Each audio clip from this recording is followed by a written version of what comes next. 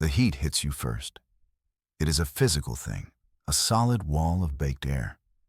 Your ship's ramp lowers with a tired hiss. Dust immediately swirls inside. It coats your tongue and grates against your teeth. You always wanted to see a beach world. You got the sand part right, anyway. This planet has a name, but the locals just call it dust. A fitting title.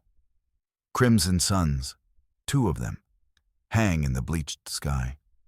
They burn without mercy. The city before you shimmers in the haze. Buildings of sun-dried clay slump together. They look tired, worn down by centuries of wind.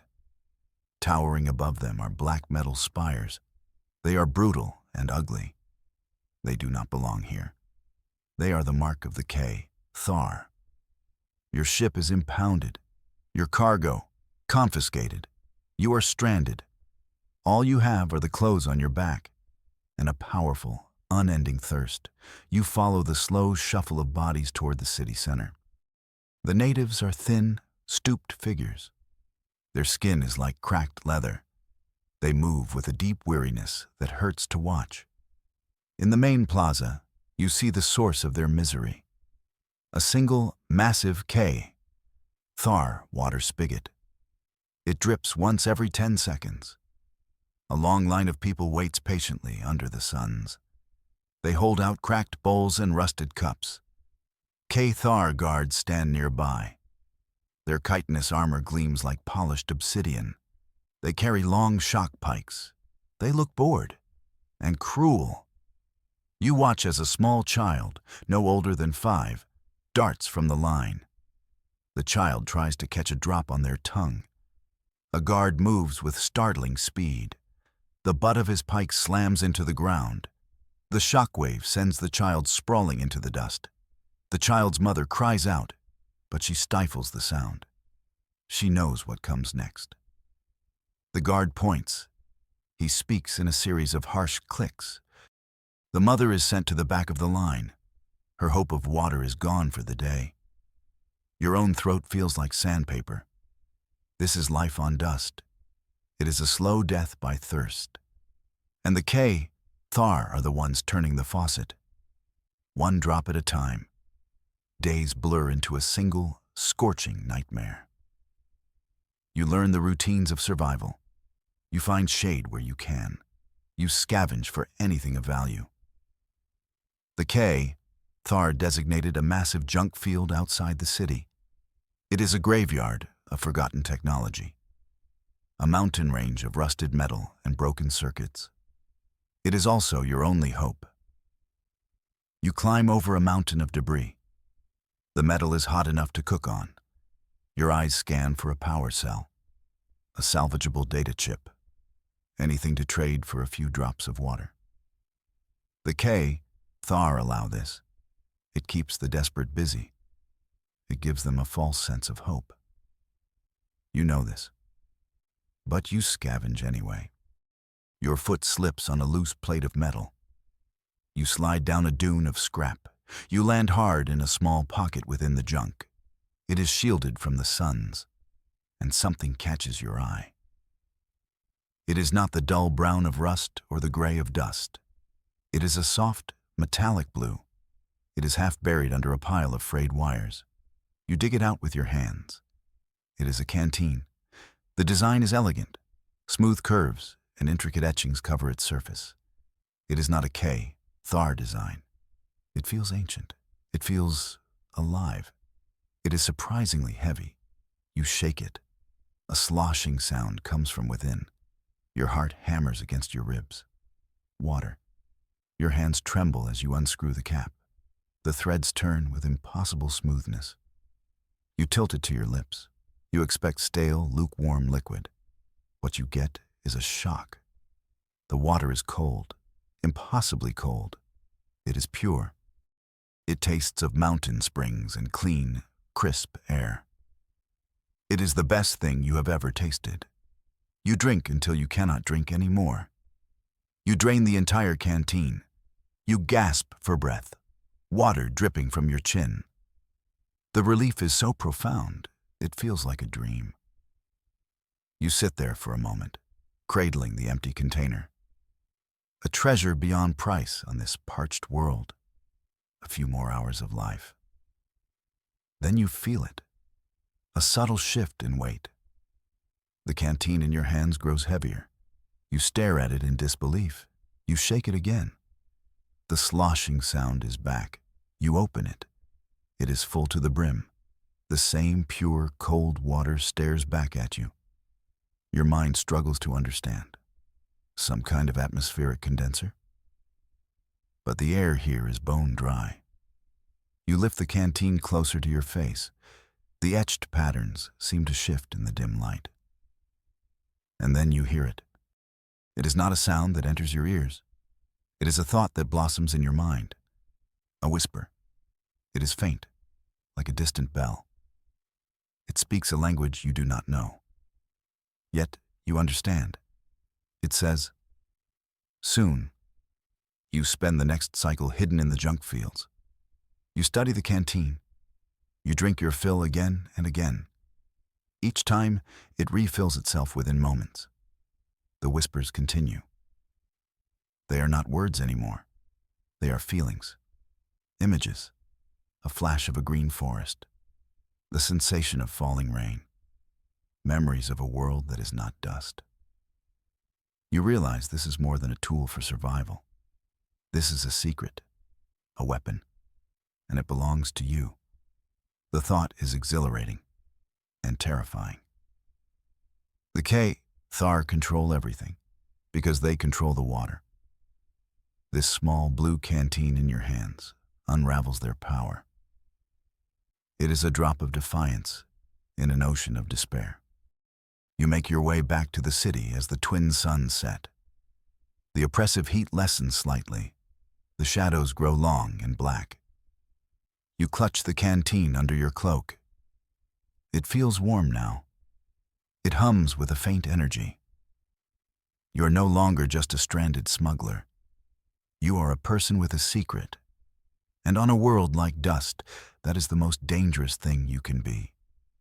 You walk toward the residential warrens, the cramped, dusty hovels where the natives live.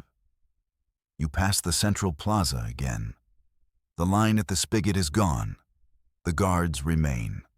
They stand like statues of obsidian and malice. You feel their unseen gaze on your back. You pull your cloak tighter and disappear into the labyrinthine alleys. The whispers in your mind grow stronger. They seem to guide you. Left here, right there. Down a narrow passage you have never seen before. You come to a small, secluded courtyard. A family is huddled in a doorway. It is the same family you saw at the spigot. The mother holds her child. The child's breathing is shallow. Their lips are cracked and pale. The father looks up as you approach. His eyes are hollow with despair. He sees the bulge of the canteen under your cloak. A flicker of anger crosses his face. He thinks you are one of the hoarders, someone who curries favor with the Thar for extra rations. You understand his hatred. You would feel the same. Your survival instinct screams at you. Keep walking. This is not your problem. The canteen is your life, your ticket off this rock. Sharing it is madness. But the whispers in your head disagree. They are not demanding. They are encouraging. A gentle nudge, a feeling of rightness. You stop in front of the family. The father tenses, ready to defend his meager home. You slowly pull the canteen from your cloak. You unscrew the cap. The father's eyes widen. He sees the water. He cannot believe it. He looks at you, then at the canteen. Confusion wars with desperate hope on his face. You kneel down. You offer the canteen to the mother. She hesitates, looking at her husband. He gives a shaky nod. Her hands tremble as she takes it. She brings it to her child's lips first. The child drinks weakly at first, then with more strength. A little bit of color returns to their cheeks. The mother takes a sip herself. Tears stream down her face, mixing with the dust. She passes it to her husband. He drinks deeply, then looks at you. The suspicion in his eyes is gone. It is replaced by something else. A profound gratitude that needs no words. He tries to speak, but his voice cracks. He simply bows his head, a gesture of deep respect. You feel a warmth spread through your chest. It has nothing to do with the twin sons. You have smuggled jewels worth more than this entire city. You have outrun patrol ships in asteroid fields. But this single act, this shared drink of water, feels more real, more important than any of it. Maybe you should add Hope Delivery Service to your resume. You take the canteen back. It is already growing heavy again. The family watches, their eyes wide with awe. You give them a short nod and turn to leave. The father's voice stops you. "Wait," he says, his voice raspy. "Who are you?" You pause for a moment. You are a smuggler, a castaway, a nobody. But not anymore. A friend, you say. And for the first time, it feels true. Overseer Vex did not like anomalies. His entire existence was dedicated to order, the predictable flow of data, the steady, managed decline of the native population. He sat in his command center, a cold, sterile room high in a K, Thar spire. It overlooked the squalor of the city below. He found the view calming. It was a monument to his control. A red light blinked on his console, a minor flag. He brought up the report, a public order incident at the central spigot. A family denied their ration had caused a scene. The guard had followed protocol. The family was dispersed. Vex would have deleted the report, except for the biotracker addendum. Every native was tagged at birth, a tiny implant that monitored their vital signs. It was a tool for population control. The report showed the family's vitals were critical. Dehydration markers were in the red. They were not expected to survive the night. He made a note to have their dwelling cleared in the morning. The next cycle, another report came in. A sanitation drone had logged the family's dwelling as occupied. Vex frowned. He cross-referenced the data. The family's biosigns were no longer critical. They were healthy. Hydration levels were optimal. Energy signatures were high. This was not possible. It was an anomaly. He pulled up the surveillance feeds from their district. The cameras were old, coated in grime. But they worked. He fast-forwarded through hours of footage. He watched the family huddle in their doorway. Then a figure appeared, cloaked, its face obscured by shadows. The figure knelt. It produced an object. Vex zoomed in. He filtered the image. The object was a canteen, a water canteen. He watched the family drink. He watched the cloaked figure leave. It was a simple act of charity. But it was also an act of rebellion. Unauthorized water distribution was a capital offense. It threatened the foundation of K, Thar power. He ran a facial recognition scan on the figure. The results came back negative. The shadows were too deep. But the canteen itself was unique. The soft blue metal, the strange etchings. He ran it through the historical database. No matches. This was not a standard-issue K-Thar vessel, nor was it native technology. It was something new. Vex leaned back in his chair. This was not just a smuggler with a hidden stash. A hidden stash would eventually run dry. The family's biosigns showed a level of hydration that one canteen could not provide, unless the canteen was the source. The idea was absurd, but the data did not lie. He felt a cold thrill. For years, his post on Dust had been a tedious affair, a slow, boring squeeze of a dying world. Now, he had something interesting, a mystery, a threat to his perfect, ordered system. He issued a new directive to all city patrols. They were to search for a cloaked figure. They were to look for a blue canteen. He did not want the person executed. He wanted them captured. He wanted the canteen. And he wanted to know its secrets. You do not know you are being hunted, but you can feel the change in the city. There are more Thar patrols. They move with a new purpose. They conduct random searches. They stop and question people for no reason. The atmosphere of weary despair is now tinged with sharp, active fear. The city is holding its breath. The family you helped keeps your secret. But their sudden health is a beacon. Others notice. Whispers start to follow you. Not the whispers from the canteen. These are the whispers of the desperate. They say a ghost walks the alleys, a spirit who carries a well that never runs dry. They call you the Water Bringer. It is a nice title. It is also a death sentence if the Thar hear it. One evening, an old scavenger approaches you. His name is Pip. He is a bundle of wire and nerves. His face is a roadmap of wrinkles. "I know what you are doing," he rasps, not meeting your eyes. You tense, your hand moving to the canteen hidden under your cloak. "And I want to help."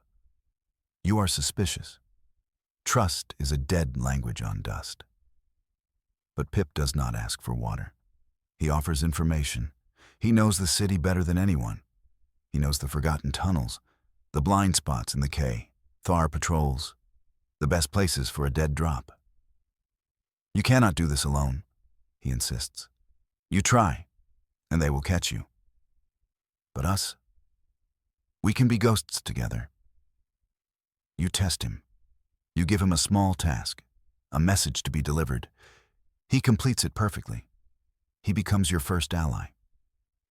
Through him, you find others. The mother whose child you saved. A young man who lost his parents to the thirst. A former engineer who maintained the city's ancient pipes before the Thar came. You build a network, not of rebels, but of smugglers, like you. You use the skills of your old trade. You create a system of codes, a certain pattern of scratches on a wall, a colored rag left on a junk pile. These signals tell people where the next drop will be. You never deliver the water yourself. You leave the canteen in a hidden spot. Someone picks it up, distributes the water, and returns the empty vessel. Of course, the canteen is never truly empty. It is always full when it comes back to you. This becomes part of your legend, the magic canteen of the Water Bringer. You almost start to believe it yourself. It is certainly easier than explaining the low hum it makes, or the strange, soothing whispers only you can hear. The operation is a success. Small pockets of the city are getting enough water, not enough to thrive, but enough to survive. Hope, it turns out, is a very potent drink. The network grows. More people want to help. They become your eyes and ears. They report on Thar movements. They help you stay one step ahead. It is all going so well, almost too well. You used to dodge asteroids for a living. You know that a smooth ride is often the one that ends in a sudden crash. The whispers from the canteen are changing. They are clearer now, more urgent. They show you images of winding tunnels deep beneath the city. They speak of a place called the Wellspring. You do not know what it means. But the canteen seems to be pushing you toward something bigger than just handing out drinks. One night, you are summoned. The message comes from Pip. It is a single, strange symbol you have never seen before. A meeting place, in the oldest part of the city. A section the Thar abandoned long ago. The crumbling towers of the original inhabitants stand like ancient, silent judges. You go alone. You trust Pip, but you are still cautious. You navigate the maze of ruins. The air here is different, less dusty, almost clean. You arrive at a small, hidden sanctuary. The walls are covered in the same kind of etchings as your canteen. In the center of the room, a figure waits. It is an elder, one of the planet's original inhabitants. She is impossibly old. Her skin is like the bark of a petrified tree. Her eyes are a startling pale blue, the color of your canteen. "I am Ona," she says. Her voice is like stones grinding together. Yet it is not harsh. It is filled with a vast, ancient sadness. "I have been waiting for you. Waterbringer, you are taken aback. You expected a new recruit, not a prophet. How do you know who I am?" you ask. She gives a faint smile. "This world has secrets older than the K, Thar. I am one of them." She gestures to the canteen at your hip. "And you carry another." She knows about the canteen. Of course she does. The patterns on the walls match it perfectly. This is her history, her technology. "It is not a machine," she says, her pale eyes fixed on the canteen.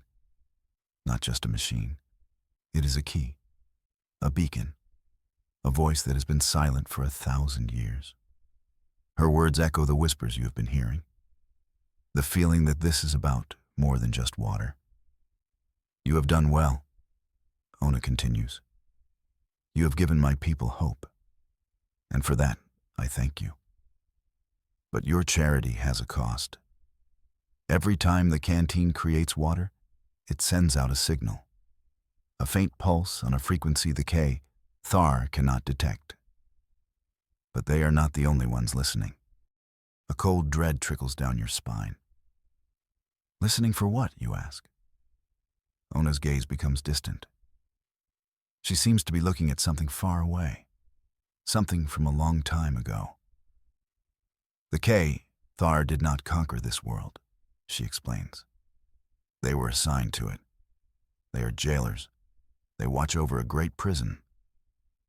She tells you a story of a powerful star-born civilization. They were called the Makers. They built wonders beyond imagination. They could shape planets like clay. This world, dust, was one of their gardens, a paradise of green forests and deep oceans. Your canteen holds a memory of that world. But the Makers had an enemy, a foe that consumed stars, a shadow that devoured civilizations. The Makers fought them, and they lost. Before they fell, they created a network of hidden weapons, last resorts, deeply buried sources of immense power. They seeded them across the galaxy. The wellspring, she calls it. The thing your canteen whispers about. The K Thar were sent to watch this world, Ona says, to ensure the wellspring remains dormant. They do not have the knowledge to use it. But their masters do, the ones who defeated the Makers. She looks at you, her eyes filled with a terrible gravity. By using the canteen, you are waking things up. You are ringing a dinner bell in the endless dark. And something is listening. The scope of your situation expands dramatically. This is no longer about a thirsty city. It is about an ancient war, a sleeping superweapon. And you, a stranded smuggler, are standing right in the middle of it all. You thought you were in control? You thought you were a hero, but you have been a pawn. And you have just made a very powerful move on a board you do not understand. The game, it seems, has just begun.